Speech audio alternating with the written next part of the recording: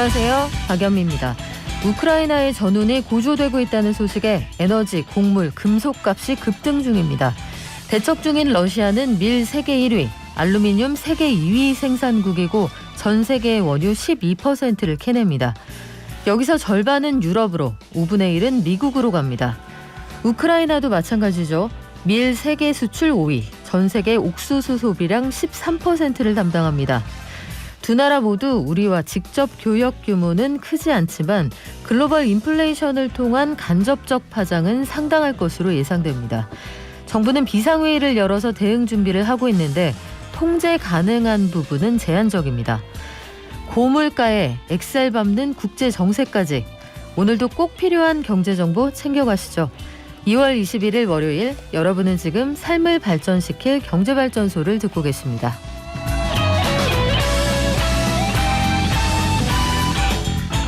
네, 지난 주말에도 대선 후보들 참 바빴습니다. 이재명 후보는 신년 추경안 단독 처리 요구하면서 앞으로 과잉 방역까지 중단하겠다 이런 입장을 밝혔습니다. 반면에 윤석열 후보 측 이번에 민주당이 단독으로 처리한 예산안 민주당의 그 과정상의 문제가 있다. 100% 손실보상을 그 기본으로 하는 패키지들 다시 제안하고 나섰고요. 안철수 후보는 야권 후보 단일화 결렬 선언을 냈습니다. 심상정 후보는 양당 후보를 모두 비판하고 있는데요. 한 주간의 대선 후보들 발걸음 살펴드립니다. 한편 공무원 합격자 수 1위라고 광고하는 요 라디오 광고에서 많이 들어보셨을 텐데 그 회사 공정위의 제재를 받았습니다. 어떤 게 문제가 됐을까요?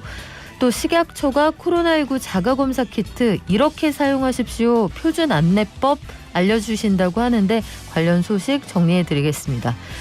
주식 시황 지난 주말이죠. 미국 증시 정리하고 오늘 국내 장 전망해 볼 텐데 상황이 만만치가 않을 것 같습니다. 자세히 전해드릴게요. 박연미의 경제픽. 세제 혜택을 노린 부동산 거래가 늘어나고 있다. 어떤 내용인지 김현우 소장과 알아보겠습니다.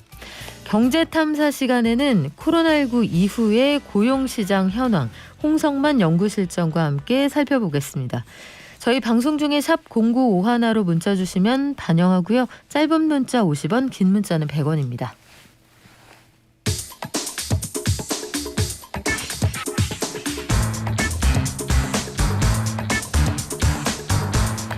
네, 지난 주말 더불어민주당은 정부의 추경안 또 국회 예결위를 열어서 단독으로 처리를 했는데 국민의힘뿐만 아니라 정의당에서도 과정상의 문제가 있다. 이 절차상 문제 지적하는 비판의 목소리가 나왔습니다. 보상은 해야겠는데 이런 방식은 아니다 이런 주장이고요. 의료자원봉사로 유세를 제기한 안철수 후보는 야권 후보 단일화 결렬됐다. 공식적으로 선언을 했는데 정말 얼마 남지 않은 대선 판세 서울신문의 강윤혁 기자와 함께 알아보겠습니다. 안녕하세요. 안녕하세요. 네, 강 기자님, 우리 그 옆 스튜디오에서 이야기하고 있는데 오미크론 확산세가 무섭습니다. 여러분 정말 근처까지 와 있어서 저희도 할 수 있는 최선을 다해서 방역된 스튜디오에서 방송하고 있습니다. 자, 더불어민주당의 이재명 후보 신년 추경안을 단독으로라도 처리해야 한다. 3월 10일에 내가 만약에 당선이 되면 현재의 방역 시스템을 전면적으로 손보겠다 이런 입장을 밝혔어요. 네, 그 이재명 후보는 오늘 오전 10시에도 코로나 피해 극복과 대응 방안 관련한 기자간담회를 갖는데요. 이게 엠바고 내용이라서 기존에 그 이재명 후보가 이야기했던 불필요한 과잉 방역을 중단하겠다거나 거리두기 제한을 3차 부스터샷까지 받은 분들을 대상으로는 24시간 완화하겠다. 긴급 재정 명령권 같은 내용이 담길 것 같은데요. 이 외에도 이재명 후보는 오늘 주식시장 관련한 공약도 냈습니다. 그 국민연금의 국내 주식 투자 비중을 높인다던가 내부자 거래 같은 주가 조작 형사처벌을 강화하고 신규 상장 공모주 배정 일반 청약자 배정 비율도 높이겠다라는 개미 투자자들을 위한 공약들을 내놓고 있습니다. 추경안과 관련해서는 오늘 10시에 그 국회의장과 여야 원내대표 간 회동이 있고요. 민주당은 오후 5시 의원총회를 예정하고 있는데 오후 8시부터 이 경제 분야 토론회가 있다 보니까 그 기간 중에 민주당 단독으로 신년 추경안을 처리하는 그 절차가 있지 않을까 그렇게 예측되고 있습니다. 그래요. 추경을 해서라도 자영업자들의 손실 보상을 해야 한다. 지금까지 모든 당이 같이 해왔던 이야기인 것 같은데 국민의힘 그리고 정의당, 민주당의 추경 날치기는 원천 무효다 이런 주장을 한다고 하는데 요 윤석열 후보도 입장을 밝혔죠. 네, 그 국민의힘 같은 경우는 그 국회 예결위원장이 국민의힘 소속이다 보니까 자신들이 주재하지 않고 민주당 간사들이 주재한 가운데 그 19일 새벽에 이루어졌던 추경안 통과가 날치기다라고 주장하고 있고요. 이게 원천 무효기 때문에 예결위를 다시 열어서 국민의힘이 주장하고 있는 손실보상률 100% 그리고 최저지급 금액을 100만 원으로 조정하는 것 같은 그 법령을 같이 통과해야 된다라고 요구하고 있고요.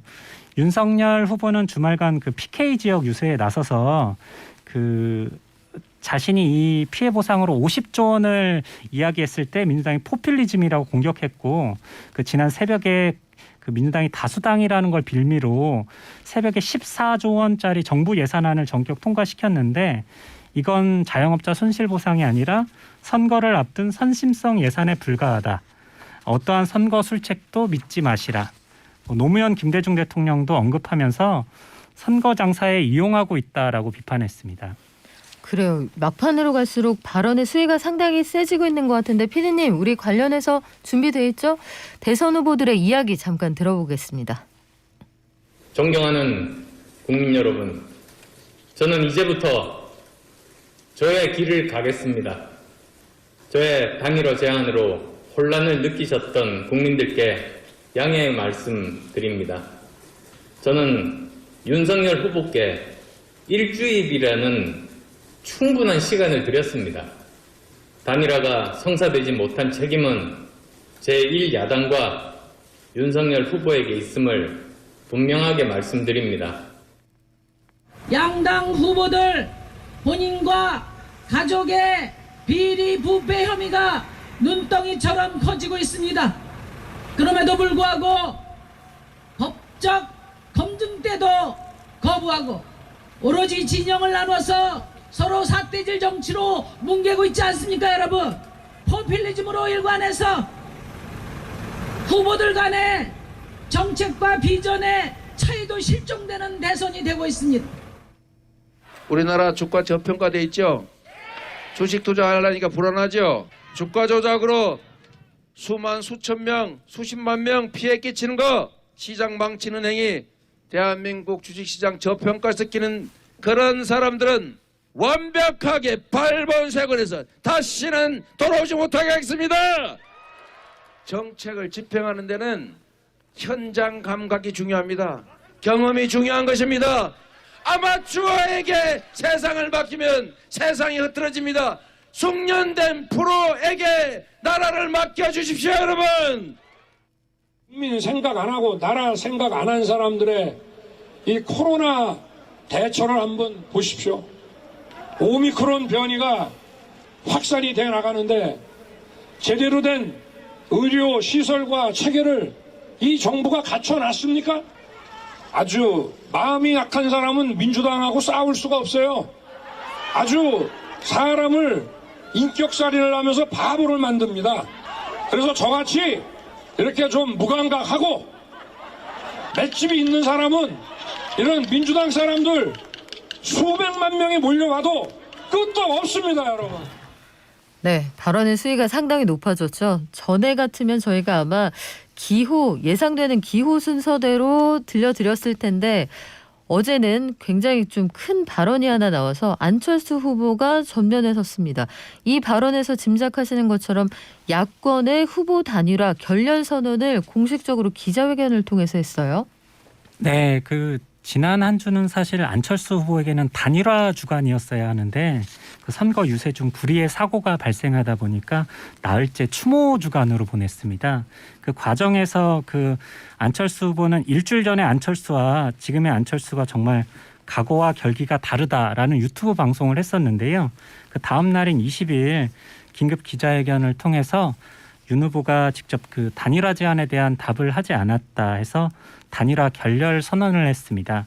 그날 오전 기자회견을 앞두고 윤석열 후보와 통화한 사실이 알려지면서 사실은 국민의힘 측은 좀 당혹스러운 측면이 있었는데요. 그 실무자 선이나 책임 있는 사람들 선에서 단일화 논의가 이루어졌었는데 안철수 후보가 전격적인 단일화 결렬 선언을 한 것에 대해서 일정 정도는 아직도 문이 열려 있다라는 태도를 보이고 있고요. 민주당 역시도 안철수 후보를 향해서 그런 정치 교체, 시대 교체를 함께하자라고 손을 내밀고 있는 상황입니다. 네, 다 후보 단일화 문제 관련해서는 국민의힘과 국민의당 입장이 완전히 엇갈립니다. 국민의당 쪽에서는 전혀 물밑에서도 협상과 관련한 이야기가 오고 가지 않았다. 이게 공식적인 입장이고요. 모르겠습니다. 국민의힘도 어떤 입장을 밝힐지요. 자, 심상정 정의당 후보는 양당 다 잘못하고 있다. 민주당이 추경안을 기습 처리했다. 이렇게 비판을 했군요. 네, 그 심상정 후보 같은 경우에는 그 윤석열 후보는 여성 혐오, 민주당은 성폭력 때 침묵했던 정당이다라고 비판을 했는데요. 그 추경안 기습 처리 과정에서 양당이 보이는 태도나 그 강남역 유세에서는 그 자신이 유일한 페미니스트 대통령 후보다.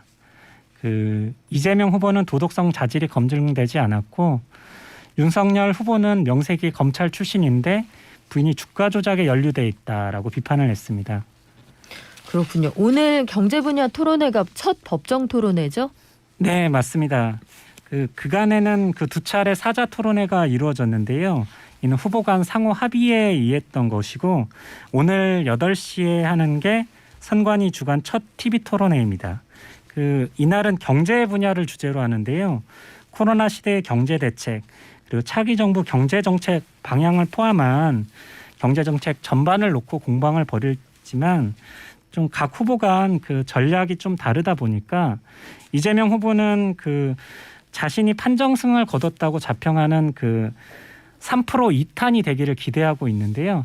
그 윤석열 후보는 자신이 경제 분야에 약하다는 일각의 편견을 깨트리고 또 기존과 같이 좀 네거티브 공세를 곁들이지 않을까 이렇게 예측이 되고요. 안철수 후보는 일단은 단일화 결렬 선언을 한 결기를 보인 만큼 윤석열 후보를 향한 공세가 예상되고 심상정 후보는 그 새 후보와의 차별화를 꾀하는 불공정한 경제구조 개혁을 앞세울 것으로 보입니다. 네, 한 주간의 대선 후보들 경제 관련 동향 여기까지 전해드리고요. 잠시 후 주말 사이 들어온 주요 경제 뉴스 알려드리겠습니다.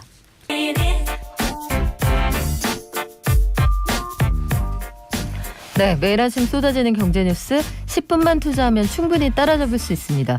10분 경제 오늘 경제 뉴스도 서울신문의 강윤혁 기자가 전해드립니다. 공무원 합격자 수 1위, 이 노래가 기억이 날 정도로 라디오 광고 들으신 분들이 익숙할 텐데 이 회사가 공정위 제재를 받았습니다. 왜 그런가요? 네, 그 말씀하셨던 유명 연예인이 참여한 CM송으로 유명한 그 업체인데요. 온라인 교육 서비스 업체 에듀윌이 합격자 수 1위라고 광고하면서 그 특정 시험에 한정해서만 1위라는 사실을 제대로 알아볼 수 없을 만큼 작게 표시한 혐의로 공정거래위원회 제재를 받게 됐다는 내용입니다. 그 공정위가 지난 20일 표시광고법을 위반한 에듀윌에 과징금 2억 8,600만 원을 부과했는데요. 이게 그 2016년과 2017년 두 해에 치러진 공인중개사 시험에 한정해서만 합격자 수 1위였는데 이를 2018년 11월부터 지난해 8월까지 전국 각지 버스나 지하철 이런 데 합격자 수 1위라고 광고했는데 이를 기만적 광고라고 판단한 내용입니다. 공정위가 그래서 앞으로 어떻게 하라고 결론을 내렸습니까? 해당 업체는 광고 행위를 즉시 중지하고 유사 행위를 반복하지 않도록 공표 명령을 포함한 시정 명령을 함께 내렸는데요. 그 공정위 같은 경우에는 이러한 합격자 수나 업계 순위 같은 게 강의나 교재의 우수성을 가늠할 수 있는 중요한 정보이기 때문에 그 합격자 수 1위, 공무원 1위가 한정된 분야나 특정 연도에서만 해당한다는 사실을 은폐했다라고 판단을 했습니다. 또 대중교통 수단을 이용한 광고라는 게 그 교통수단이나 소비자 둘 중 하나는 이동하는 중간에 스치면서 접하게 되기 때문에 그 1위의 근거를 알아보기 어렵다는 점에서도 기만성이 더 크다고 지적했습니다. 온라인 강의 업체에 대한 공정위 제재가 이번이 처음은 아니라고 하던데요. 네, 아무래도 자격증이나 취업과 관련한 온라인 강의 시장의 경쟁이 치열해지면서 대다수 사업자들이 이 같은 부당한 광고 방식을 사용해 오고 있다는데요. 공정위가 이번 사례를 제외하고도 2019년부터 올해까지 온라인 강의 제공 사업자들의 부당한 광고 행위를 제재한 건이 모두 14건에 달했습니다. 그 에듀윌도 사실 입장문을 내고 제한 사항 표시의 크기에 대한 관련 법령상 명확한 기준이 제시되지 않은 상황에서 당사 광고 전부가 명확히 위법하다고 볼 수 없다면서 반박을 했는데요. 그 공정위 결정에 깊은 유감을 표하면서 향후 소재기나 집행정지 신청을 검토하겠다라고 입장을 밝혔습니다. 식품의약품안전처가 코로나19 자가검사 키트 이렇게 사용하세요 하고 공식적인 안내문을 배포했다 들었는데 어떻게 쓰라고 합니까? 네, 그 코로나 확진자 수가 연일 최고 기록을 경신하면서 가정에서도 자가검사 키트를 사용하시는 분들이 많을 텐데요. 식품의약품안전처는 자가검사를 할 때 면봉이 콧구멍 1.5cm에서 2cm 깊이의 코 속 벽에 닿도록 한 상태에서 각각 10회 원을 그리며 문질러야 하는 게 정확한 사용법이라고 안내를 했습니다. 이건 사용 설명서에도 나온 내용인데요. 일부 사용자 같은 경우에는 그 자체적으로 이 그 검사 정확도를 높이기 위해서 코 속 깊숙이 찔러 넣는 경우가 있는데 이는 식약처가 권장하지 않는 방법이라고 합니다. 그렇군요. 신속 항원 검사가 PCR에 비해서 정확도 면에서 이게 좀 떨어지지 않느냐 이런 주장이 있어요. 실제로 어떻답니까? 네, 그 유전자 증폭 검사라고도 불리는 PCR 검사는 그 RNA의 개체 수를 비교해서 그 비율에 따라서 확진을 검증하는 방식인데 비해서 자가검사에 쓰이는 신속 항원 검사 방식 같은 경우에는 그 아무리 콧속 검체를 많이 채취하더라도 PCR 수준의 정확도를 기대하긴 어렵다고 합니다. 그렇기 때문에 그 자가검사 킴트도 그 임상적 성능 시험에서 민감도 90%, 특이도 99%라는 기준을 충족한 제품이지만 현장에서는 좀 4명 중 1명가량은 실제 감염되지 않은 가짜 양성이 나오기도 한다는 보도가 있었는데요. 전문가들은 인후통이나 기침, 콧물, 재채기 같은 증상이 있으면 바이러스 배출이 많기 때문에 양성이 나올 확률이 높지만 그 확진자와 접촉했어도 증상이 없는 경우에는 음성이 나올 수도 있는 만큼 음성이 나오더라도 하루 이틀 뒤에 다시 한 차례 검사하는 걸 조언하고 있습니다. 네, 지금까지 서울신문의 강윤혁 기자였습니다. 고맙습니다. 감사합니다. 오미크론 확산세 속에서 이제 주말 효과도 완전히 사라진 상황입니다. 방역 수칙 꼭 지켜주시고요. 마스크 착용하시는 거, 사회적 거리 두기 하시는 거 요거부터 실천을 한번 해보시자고요.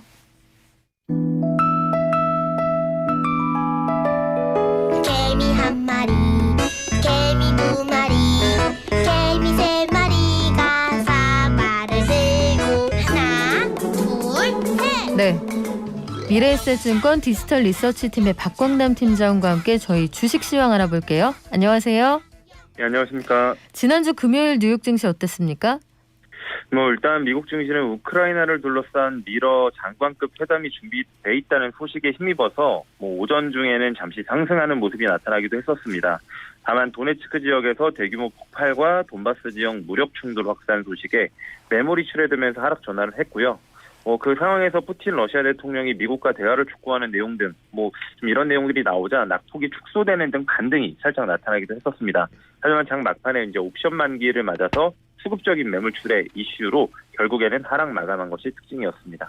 지금 우크라이나 상황에 대해서 여러 가지 평가가 엇갈리는 상황인데 이 변동성 장세라는 게 결국 외부 변수가 제어가 돼야 정리가 되는 거 아니겠어요? 금융시장에서는 그 시점에 어느 때로 보십니까? 사실 지금 방금 이야기해 주신 내용처럼 이 지정학적 리스크 같은 경우에는 첨예하게 얽히고 설킨 부분들이 많기 때문에 단순히 그 시점을 예단하기는 굉장히 좀 어려운 상황이라고 생각이 되고요. 그렇기 때문에 저희가 조금은 더 이 추세가 어떻게 변화할지를 좀 살펴볼 필요가 좀 있습니다. 여전히 주말 사이에도 이 돈바스 지역에서 정부군과 반군 사이의 국지전이 좀 지속이 되는 모습이었고요. 거기다가 블링컨 미 국무장관도 러시아가 침공을 정당하기 위해 거짓 도발을 하고 있다라고 이야기를 했었고요. 또한 지금 뭐 주말 사이에도 바이든 미 대통령이 발언한 언급들, 그다음 NSC를 소집한 내용들, 푸틴 대통령도 뭐 핵 훈련을 하겠다라고 하는 내용들까지 더불어서 아직까지는 이 긴장 강도가 여전히 좀 유지가 되고 있고요. 거기다가 벨로루시아에서 이어지고 있는 군사 훈련도 연장을 한 상황입니다. 다만 우크라이나 돈바스 지역의 분리주의자들과 이제 분쟁 종식을 논의할 필요가 있다고 얘기하면서 대화에 대한 이야기들도 좀 나오고 있거든요. 그리고 마크롱 대통령과 푸틴 대통령에 대한 이야기들도 회담 이야기도 있어서 외교적인 회담에 대해서 기대감은 여전히 좀 상존은 하고 있다 정도로 저희가 지금 파악은 하고 있습니다.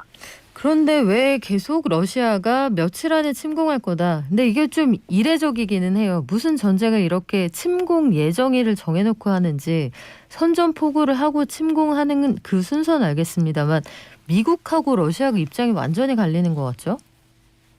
사실은 각국 개별적으로 정치적인 이유도 분명히 좀 있다고 보여지는데요. 근데 다 두 국가 입장에서는 사실 어느 정도 에너지 가격이 높이 유지된, 특히 러시아 입장에서는 이런 긴장 강도가 유지됐을 때 뭐 이를 만한 이벤트는 별로 없다라는 점이 아무래도 좀 영향이 있을 것이라고 좀 보여지고요. 바이든 대통령 같은 경우에는 이제 정치적으로 이제 러시아를 활용했을 경우에 지지율이 좀 올라가는 효과가 있고 실제로도 그런 현상이 좀 있어 보입니다.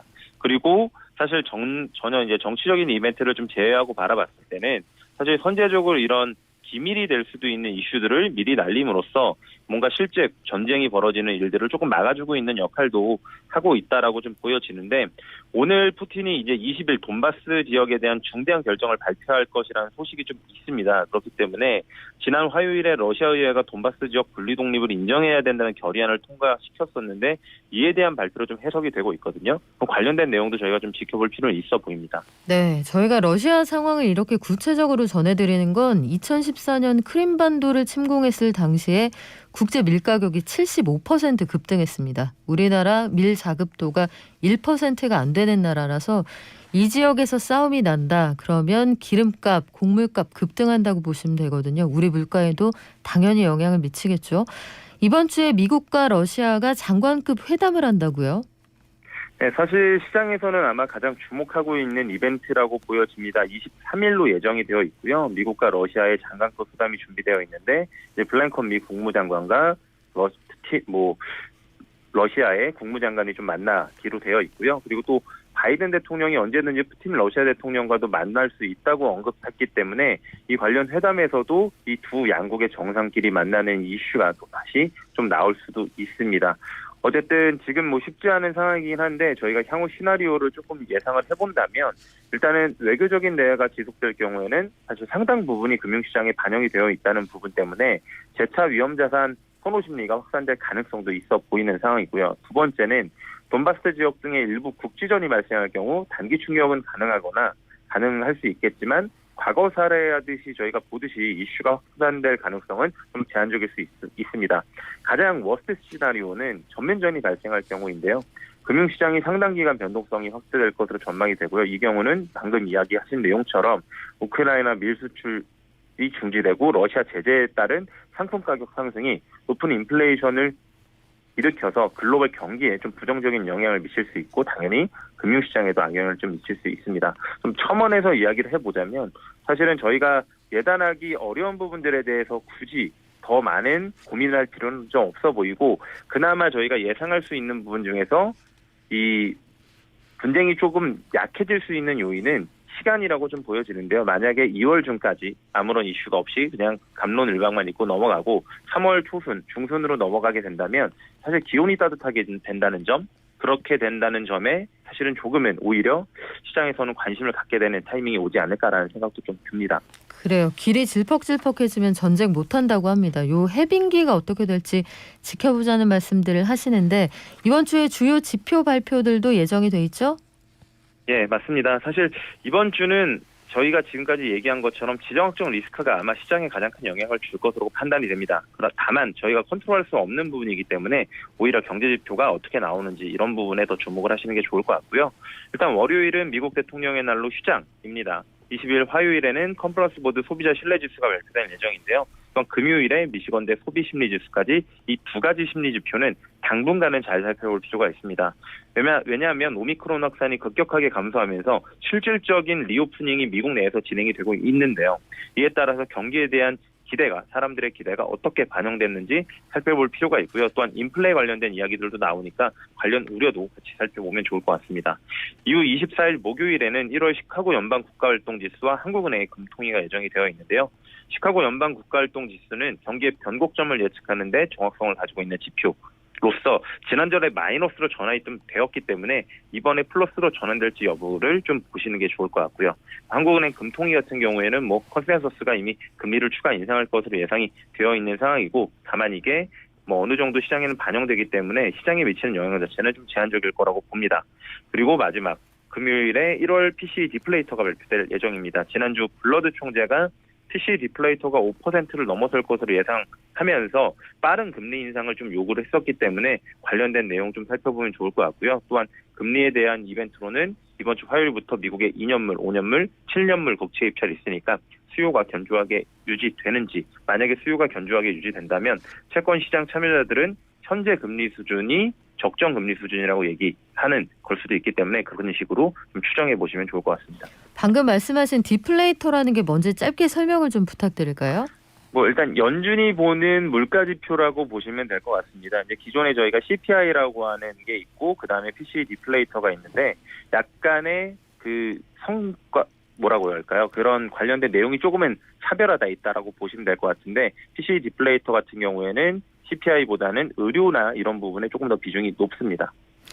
알겠습니다. 오늘 우리 증시는 어떻게 출발했나요?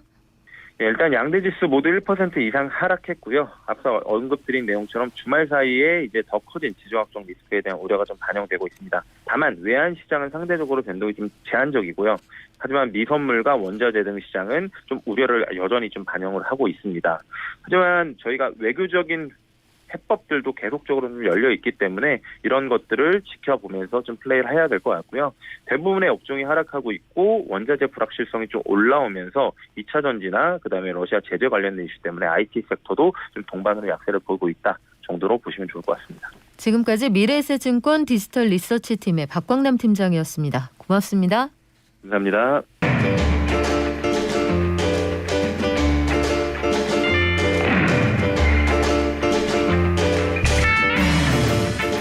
네, 저희 생활경제 소식 계속 전해드리는 와중에 우크라이나, 러시아 이런 얘기 계속 등장하죠. 저희가 앞서서 잠깐 말씀드렸지만 여기에서 싸움이 난다 하면 상황이 복잡해집니다. 우크라이나하고 러시아가 대체 우리에게 어떤 의미이길래 요거 좀 궁금하실 것 같은데 나중에 따로 준비는 할 거거든요. 우크라이나는 연간 9억 달러 정도 교역을 합니다. 68위 교역국이니까 크게 직접적으로 상관 있는 나라는 아니지만 문제는 여기서 싸움이 나면 곡물가, 금속가, 에너지 가격이 올라간다는 거고요. 러시아는 우리나라의 세계 10위 교역국 정도, 화장품이나 자동차 부품 같은 거 많이 갖다 팔고요. 우리는 원유의 대략 4.8%를 러시아에서 들여옵니다. 여기서 싸움 나면 기름값 오르겠죠? 이런 부분들 잘 고려하셔서 이번 주에는 조심조심 투자하시기 바랍니다. 그 사이에 손님 오셨는데요. 김현우 행복자산관리연구소장 오셨습니다. 안녕하세요. 네, 안녕하세요. 자, 우리 여기서 떨어져서 방송하는 건 처음인데 네. 소장님, 지난주에도 여러 가지 말들이 많았습니다만 부동산이요. 예. 이 시장 전망이 엇갈리는 상황 속에서 집주인끼리 집을 맞교환한다? 저 이게 생전 처음 들어본 얘기인데 네. 이런 사례가 등장을 한다고 들었어요. 이게 왜 그렇습니까? 이게 굉장히 독특한 사례이긴 한데요. 이유는 금리 상승, 대출 규제, 그리고 양도세 비과세 혜택을 유지하기 위해서라고 보시면 돼요. 그러니까 이 배경부터 좀 설명을 해드리자면, 양도세 비과세, 우리가 집이 한 채이신 분들은 내가 살던 집을 싸게 샀다가 오랜 시간이 지난 후에 이 집을 좀 비싸게 팔더라도 양도세를 대부분 면제를 해줍니다. 양도 차익에 대해서. 그런데 집이라는 게 내가 살던 집을 팔고 바로 다음 집을 사는 경우는 거의 흔치 않잖아요.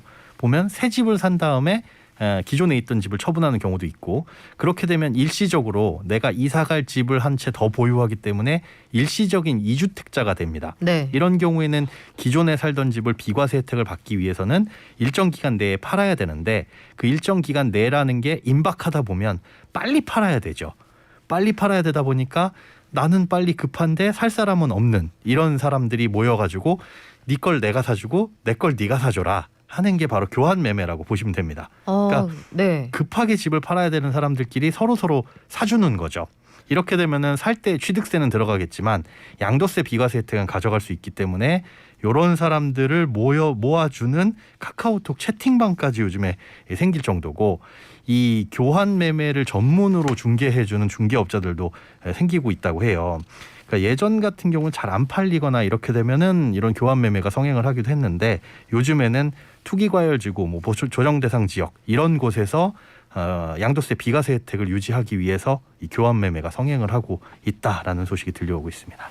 근데 그 말씀 중에 답이 있기는 했는데 네. 두 가지가 궁금하더라고요. 네네. 하나는 집을 교환한다. 네. 그러니까 매매해야 될 대상을 교환한다는 거잖아요. 그렇죠. 우리 명의 바꿉시다 이 얘긴데 네, 쉽게 얘기해서 그겁니다. 집이 한두 푼짜리도 아니고 이 수억 원짜리를 그 사람을 뭘 믿고 생전 처음 보는 사람인데 그렇죠. 그리고 두 번째는 일단 중개사가 끼지 않았을 때 이 법적인 문제를 어떻게 책임질 거냐. 근데 네. 말씀하신 것처럼 전문 중개하는 업체가 있다고 하니 요건 좀 걱정을 덜 수 있겠습니다만 네. 구체적으로 이거 어떻게 한다는 얘기예요? 사실은 그 전문 중개사가 끼기 때문에 끼지 않고서는 내가 개인적으로 아름아름 우리 집값하고 비슷한 그리고 빨리 집을 팔아야 되는 사람을 내가 직접 섭외하기는 쉽지가 않잖아요. 어렵죠. 요즘이기 때문에 가능한 것 같아요. 요즘은 뭐 SNS라든가 뭐 여러 가지 커뮤니티가 발달되다 보니까 그런 수요가 있는 사람들끼리 찾아서 연결해 주는 것도 예전보단 쉬워졌고요. 그러다 보니 같은 지역이 아니더라도 집값이 비슷하거나 아니면 집값에 좀 차이가 있더라도 상황이 비슷한 사람끼리는 연결이 되는 겁니다. 이렇게 하다 보니까 팔아야 되는 시기가 임박해 오신 분들일수록 조금 더 급하게 이런 막교환 매매를 하게 되겠죠. 그러니까 보통 주택수가 많거나 아니면 1가구 2주택이거나 이런 분들이 여기에 주로 해당이 되고 이게 또 특히나 법이 바뀐 게 그러니까 부동산 규제가 심해진 게 요 원인으로 하나가 또 지목이 되고 있어요. 아까 일정 기간 내에 팔아야 된다고 말씀을 네. 드렸잖아요. 이게 원래는 3년이었습니다. 그런데 2019년 12월 17일에 나온 그 규제 때문에 2019년 12월 16일 이전에 취득한 집에 대해서는 한시적으로 2년, 그 이후에 취득한 집에 대해서는 1년으로 단축이 됐어요. 그러니까 예를 들어 2019년 12월 16일에 계약서를 쓰신 분들은 보통 계약서를 쓰고 뭐 한 두어 달 있다가 잔금을 치르잖아요. 그렇게 되면은 잔금 치르는 날짜가 이제 요번 2020년 2월쯤에 잔금을 치르셨으면 네. 올해 2월 정도에는 빨리 그 집을 처분해야 되는 시기가 도래를 한 겁니다.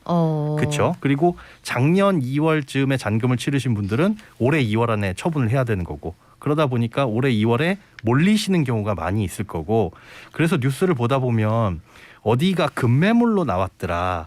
그리고 그런 거래가 이루어졌다라고 하는 게 실제로는 부동산 가격의 하락 신호로 볼 수 있다라고 하기에는 좀 무리가 있는 게 이렇게 급하게 팔아야 되는 분들이 이런 특이한 거래를 하게 되면 일어나는 현상일 수도 있거든요. 그래서 그런 신호들은 조금 자세하게 보셔야 되고 이게 양도세 비과세 혜택 때문일 수도 있고 나중에 가면 이제 보유세 부담, 종부세라는 네. 것도 이제 부담이 되잖아요. 그걸 이제 부담을 덜기 위해 가지고 뭐 주택수를 줄이거나 이런 경우에서도 발생을 할 수가 있습니다. 그러면 말씀하신 것처럼 그런 우리 집을 맞교환합니다. 네. 그래서 아파트 교환하실 분 손 드세요 해서 네. 제가 그 집에 들어갈게요. 바꿉시다 하는 사람들이 만났다고 쳐요. SNS에서. 그 다음에는 어떻게 오프라인으로 시간 잡아서 만나서 그렇죠. 그렇게 진행이 되는 거예요? 네네. 보통 우리가 주택 거래를 하는 것과 마찬가지로 내 주택 팔고 당신 주택 사고 이런 이제 부동산 중개 거래를 그대로 하는 거예요.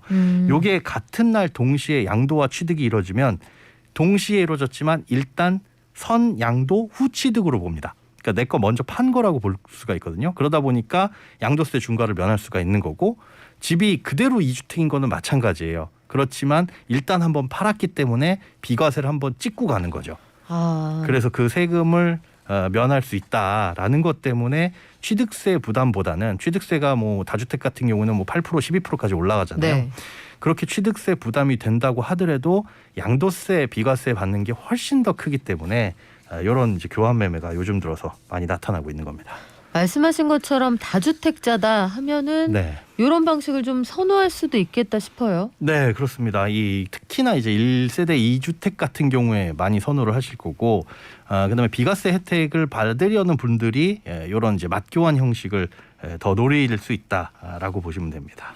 근데 이게 이렇게 해도 되는 건지 모르겠습니다. 이게 법적인 문제는 없습니까? 네, 법적인 문제가 사실 전혀 없습니다. 아, 그래요? 예, 가격만 뭐 제가격을 쓴다고 한다면 세법에 어떻게 보면 약간의 허점일 수도 있는 거죠. 그리고 이거는 어찌 보면은 허점이면서 뭐 편법이기도 하지만 절세라고도 볼 수가 있거든요. 왜냐하면 실질적으로 나는 정말 1주택자인데 내 집 팔고 새로운 집으로 이사를 가려던 분들, 뭐 특히나 뭐 빌라에서 사시다가 뭐 아파트 당첨돼가지고 이쪽으로 가시려던 분들, 이런 분들 같은 경우에는 어쩔 수 없이 2주택이 되는 경우가 많이 있거든요. 기존 주택이 처분이 안 되면서 그러면서 이제 발을 동동 구를 수가 있는데 요게 이제 유일한 탈출구가 될 수 있다라고 볼 수가 있는 거죠. 근데 이렇게 집주인들끼리 집을 맞교환을 해버리면 예. 시중에 물량이 안 나오잖아요. 근데 이게 시장에 어떤 영향을 미칠까요? 또 궁금하기도 하고요. 여러 가지예요. 이분들이 뭐 시장에 물건을 안 내놓고 그냥 교환을 하는 경우는 아마 없었을 겁니다. 왜냐하면 양도세 비과세 혜택을 받기 위해서 일단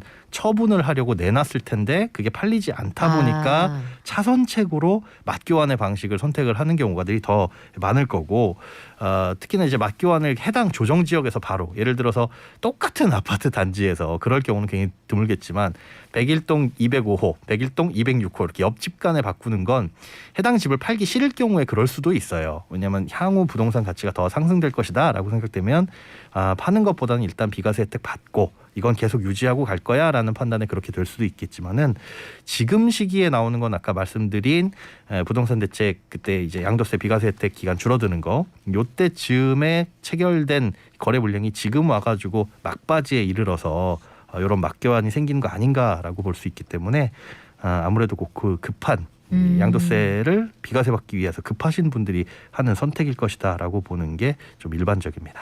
네, 두 가지 궁금증이 더 생기네요. 한 가지는 말씀하신 것처럼 여기에 중개사가 끼어 있다라고 하면은 문제가 좀 줄어들 텐데 만약에 중개사가 없는 거예요. 소위 말해서 우리 복비 아낍시다. 서로 맞교환할 건데 굳이 중간에 누가 들어올 필요가 있습니까?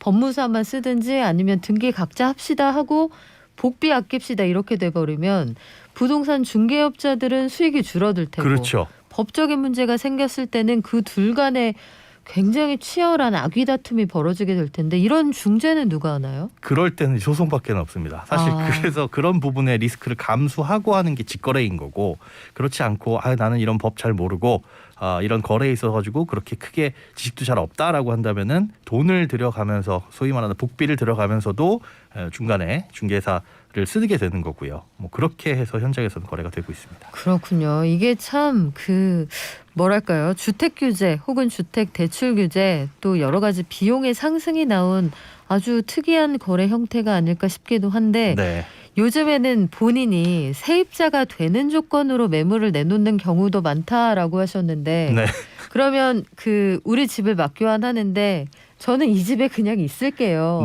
세입자로 해주세요 이런 얘기예요? 예, 요건 이제 맞교환이 아니라 내 집을 팔기는 파는데 세입자로 있겠다라는 겁니다. 세입자를 이미 구해놓고 파는 거군요. 그렇습니다. 그런데 지금 말씀해 주신 게 중요한 포인트인데요.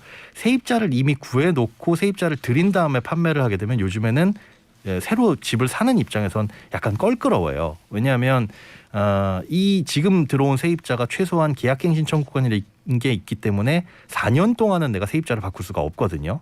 중간에 이 보증금을 올리거나 아니면 월세를 올리고 싶어도 못 올리다 보니까 세입자가 안 들어있는 집이 좋은데, 세입자가 안 들어있는 집을 찾자니 그건 또 대출이 잘 안 나오고 약간의 이제 껄끄러운 부분이 있습니다. 그런데 그런 것에 있어서 집을 팔려는 분들이 약간 어떻게 보면 이 혜택을 주는 거죠. 예를 들어 제가 살고 있는 집이 10억이다. 그랬으면 좋겠지만 이 집을 팔려고 시장에다 내놨더니 9억이 초과하기 때문에 대출도 안 나와요. 그런데 나는 이 집을 빨리 팔고 싶어. 그런데 여기에 세입자를 들일 수도 없고, 이럴 경우에 제 집이 지금 10억인데 이 집을 사가시면 제가 7억짜리 전세 세입자로 들어가겠습니다.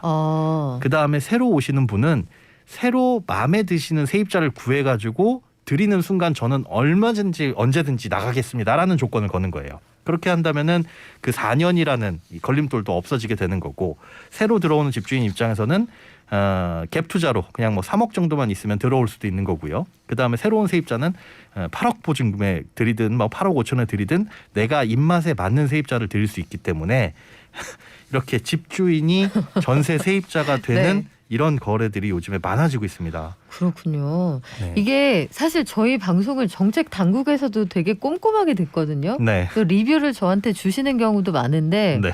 깜짝 놀라겠어요.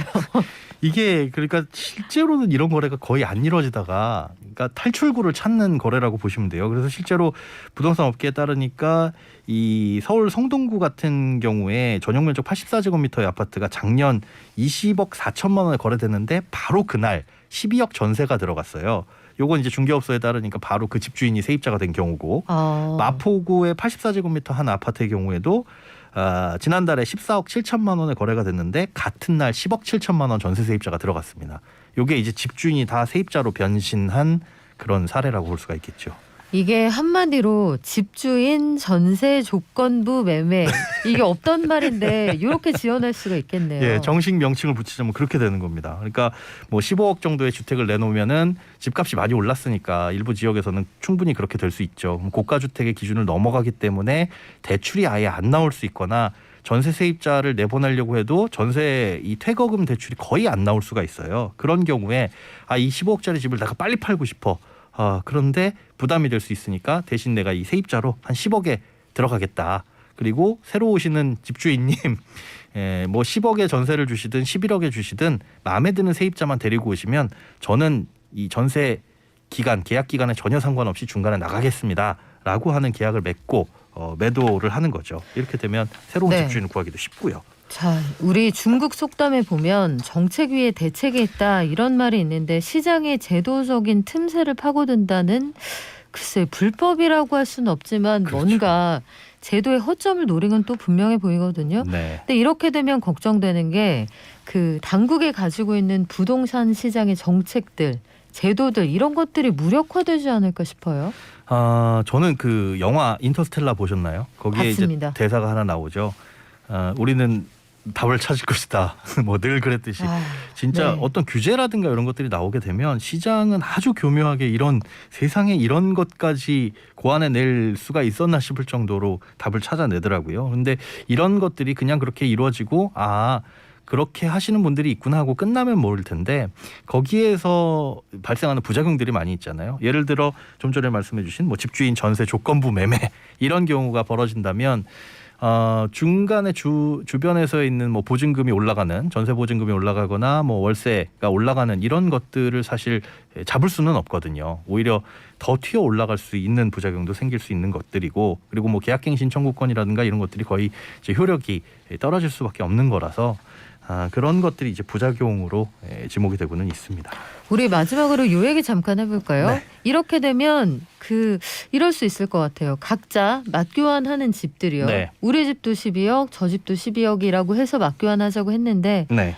우리 똑같은 가액인데 좋은 게 좋은 거 아닙니까? 이른바 과거에 한때 유행했던 다운 계약서 쓰는 사례 이런 것들 나타나면 어떻게 잡아냅니까? 잡아낼 수는 있습니다. 과거에 비해서 이제 부동산 거래 시스템이 굉장히 투명화되어 있고 신고도 하게 되어 있고요. 그다음에 시세보다 싸게 파는 건 사실 가능은 하지만 너무 싸게 팔면 그런 것도 이제 문제가 됩니다. 그러면 과세 당국에서 잡아내기 때문에 차액이 시가의 5% 또는 3억 원 이상 차이가 나는 거에 대해서는 잡아내서 양도세를 제대로 물리는데 이 5%나 3억 원 이상이 아닌 경우가 사실 또 문제가 될 수 있다는 건 여전히 구멍으로 지적이 되고 있습니다. 네, 그리고 실질적으로 통계가 잘 돼 있기 때문에 요새는 이런 거 다 잡아냅니다.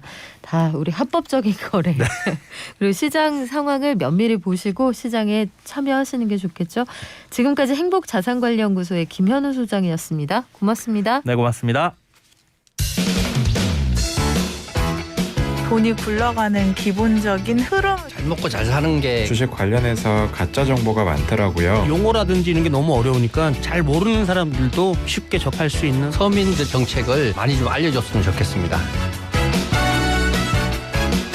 경제를 이해하는 똑똑한 습관. 경제발전소 박연미입니다.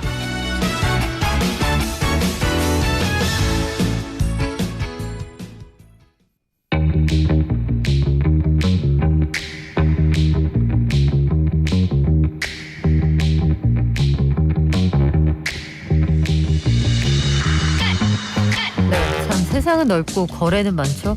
저도 처음 들어보는 방식인데 이런 방식까지 등장을 했구나. 근데 의견 중에 재건축 부담금이 굉장히 부담됐던 경우에 본인이 자가에 전세로 들어가는 경우 본 적 있습니다.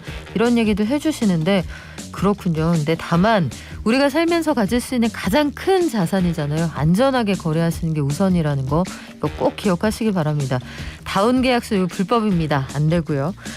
고용시장 한번 알아볼게요. 오늘은 코로나19 이후에 취업자 수가 늘었다고 하는데 이게 진짜 제대로 늘었느냐? 아니다, 좀 부실하다, 몸집만 커졌다, 의견이 분분합니다.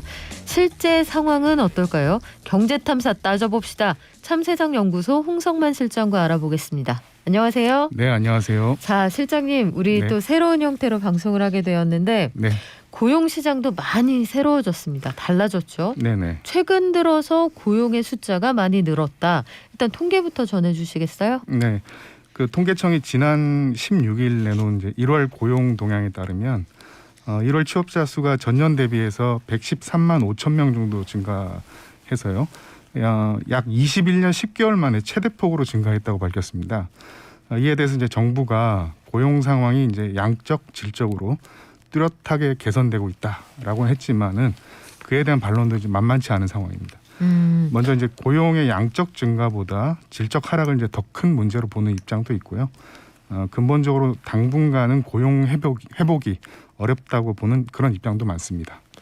이게 실제 통계상으로 보면 고용의 숫자가 많이 늘어난 건 사실이란 말이에요. 네. 고용이 완전히 회복이 돼서 그런 겁니까? 아니면 단시간 노동이 많이 늘어서 그런 겁니까? 네, 이 고용이 완전히 회복됐다고 보기는 좀 어려운 상황인 것 같고요. 아무래도 이 기저 효과, 그러니까 지난해 그 너무 많이 감소했기 때문에 올해 좀 올라갔어도 이렇게 뭐 굉장히 크게 올라가는 것처럼 보이지만 사실은 그렇지 않다는 건데요. 이 비교 대상인 지난해 2021년 1월 그 취업자 수가 보면은 98만 2천 명이 급감했습니다. 한 100만 명 정도 그렇게 이제 일자리가 사라진 건데 그래서 이제 올해 1월에 113만 명이 늘었어도 실제 증가폭은 한 15만 3천 명 정도 수준에 불과한 그런 상황입니다. 그렇군요. 이게 그래서 기저 효과가 크다 이런 주장도 있고 2021년이면 그래도 상황이 좀 나아지지 않았을 때냐 이런 주장도 있는데 고용이 계속 회복되는 그 추세만은 분명한 겁니까? 네, 그렇습니다. 이 전 연령대에서 고용이 증가한 것은 사실인데요. 하지만 이제 내용을 좀 뜯어보면은 우려되는 점이 상당히 많습니다. 무엇보다 그 경제 중추라고 할 수 있는 30, 40대 고용 회복세가 굉장히 저조한 편인데 그 지난해 이제 깎아먹은 이 그 고용량을 현재 그 회복하지 못하고 있는 그런 수준에 좀 불과하고요. 그리고 이제 전반적으로 고용의 질도 좀 안 좋아졌다고 좀 보여지는데 상용직과 정규직 고용이 좀 많이 늘어야 고용의 질이 좋아졌다 이렇게 볼 수 있는데 근데 지금은 비정규직이나 임시직 고용이 더 늘고 있어서 고용의 질이 좀 안 좋아졌다 그렇게 보여집니다. 정부에서는 고용이 양적으로 질적으로 다 좋아졌다 이렇게 얘기를 하거든요. 네네. 홍남기 부총리가 지금 최대 경제 정책의 성과로 꼽는 부분인데 실제 상황은 어떻습니까? 네, 그 정부가 그 1월 고용 동향을 통해서 밝힌 거를 보면은 이 주당 36시간 일하는 취업자, 그러니까 상용직 그 근로자들 이 취업자 수는 전년 대비해서 114만 7천 명이 증가해서 고용의 질도 좋아졌다 이렇게 이제 밝히고 있는데요. 그런데 이 취업자 수를 코로나 이전 상황인 2019년 1월과 비교를 하면은 이게 늘어난 게 아니라 41만 5천 명 정도 감소한 수준입니다. 그래서 36시간 이상 취업자는 코로나 이전에 비해서 아직도 많이 이제 모자라는 그런 수준이고요. 반면에 이제 그 36시간 미만 취업자 수는 그 570만 명으로 집계가 되는데요. 이것도 이제 코로나 그 19 이전인 2019년 1월과 비교해 보면 114만 명 이상 증가하게 된 수준입니다. 그러니까 올해 1월에 이제 고용 증가라고 하는 것은 코로나 이전과 대비해서는 36시간 미만 파트타이머 이제 일자리가 늘었다는 그런 얘기고요. 그리고 이제 17시간 이하 단시간 노동자도 계속 증가 추세인데 올 1월에 이제 13만 3천 명 정도 증가했다고 그렇게 나타나 있습니다. 이쯤에서 우리가 고민하게 되는 이제 현실적인 문제는 두 가지 같아요, 실장님. 네네. 하나는 정말 이게 완전한 고용 회복이냐라는 근본적인 질문이 될 수도 있는데 네, 그렇습니다. 두 번째는 우리가 이야기하는 진짜 고용이라는 거, 그리고 양질의 일자리라는 거, 9시에 출근해서 6시에 퇴근하던 옛날 방식에 네. 하루에 8시간씩 일하는 일자리를 기준으로 놓는 게 맞느냐. 네네. 두 가지 의견이 좀 엇갈리지 않을까 싶기도 하고요. 네, 그렇습니다. 일단 두 번째 문제를 먼저 좀 살펴보면 지금 뭐 고용의 형태나 양식들이 좀 많이 변화하고 있어서요. 그래서 이제 양질의 고용이라는 게 어떤 형태로 우리 사회에 좀 되어야 하는가에 대한 좀 논란이 있습니다. 그리고 이제 현재로 보면은 어쨌든 그 비정규직이나 단시간 일자리가 늘어나는 것도 문제긴 하지만 전반적인 고용 회복이 자체가 좀 어렵다라는 그런 분석들도 많은데요. 최근에 이제 장용성 서울대 교수 이 보고서에 따르면은 우리 경제가 이제 코로나19 사태 2년이 지나서 회복 국면에 놓여 있지만 이것이 이제 고용 창출로 연결되지 않는다라고 그렇게 평가를 하고 있습니다. 최근에 이제 치솟는 물가와 함께 고용 없는 회복이 겹쳐서 나타나고 있기 때문에 상당 기간 이 고용 회복이 더 나아지기 어렵다라는 그런 분석들입니다. 그리고 이제 그 기업에서도 신규 투자 자체가 회복되고 있지 않아서요. 고용 회복이 이제 더 더디다는 전망들도 많이 있는 상황입니다. 지금 말씀하신 것처럼 고용의 회복은 더디거나 네네. 어쩌면 우리가 기대하는 것만큼 나올 수 없을지도 모르는데 네. 반면에 이 코로나 이후에 가장 제가 근본적으로 느끼는 고용시장의 변화는 키오스크 같은 게 아주 빨리 급속히 확산이 되고 있다는 거예요. 네네. 주문받는 분들이 안 계시고 단추 누르세요 이런 데들이 되게 많이 늘었잖아요. 네, 그렇습니다. 우리가 이야기하는 그 고용 회복의 길이라는 게 예전 방식 그대로 목표를 설정하는 게 맞나 저는 요새 그런 고민도 들더라고요. 네, 상당히 이제 고민들이 많은데요. 그래서 이제 뭐 새로운 이제 신규 산업을 좀 창출을 하거나 아니면 이제 생산성을 이렇게 보다 좀 증가시키는 방식으로 해서 그 고용이나 일자리를 좀 회복하는 그런 방안들이 있고요. 그러지 않고 이제 근본적으로 좀 국가가 그 전체 고용을 좀 책임지는 국가 책임 고용제나 뭐 이런 것들에 대한 이 방안들도 좀 계속 좀 고민되고 있는 그런 상황입니다.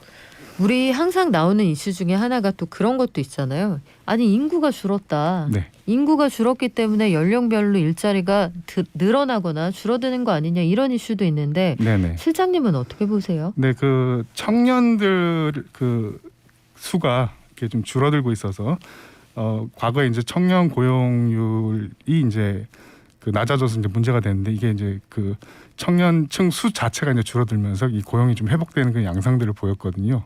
근데 그것은 좀 근본적인 그 해결 방안은 아니라고 좀 생각이 듭니다. 잠시만요. 청년의 숫자가 줄어서 고용이 회복되는 양상을 보였다는 말씀은 네네. 무슨 뜻이죠?